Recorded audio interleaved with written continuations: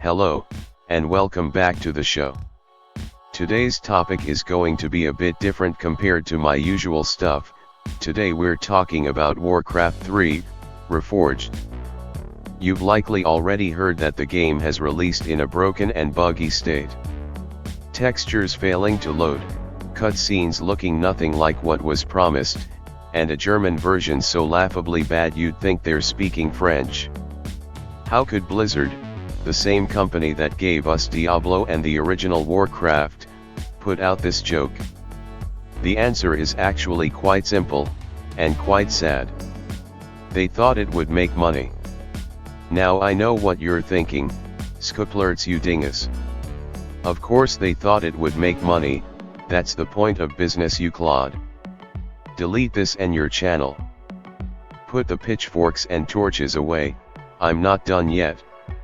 Warcraft 3 has, or had, a dedicated fan base. People were still talking about this game and it came out in 2002. Blizzard knows their fans loved it, but that's not enough.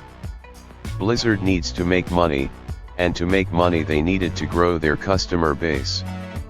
How do you do that? You take a valuable IP and re-release it for modern audiences. They don't want something that appeals to their customer base. In their eyes Blizzard already has them. No, they want something with mass market appeal. Don't you guys not have phones much?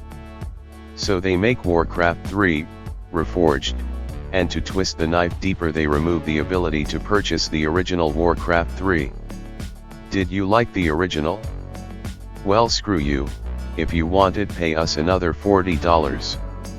It's clear this isn't the same Blizzard that gave us the original Warcraft 3. This is a soulless, money-grubbing corporation that will drag their older, better IPs out of retirement for the sake of a few dollars more.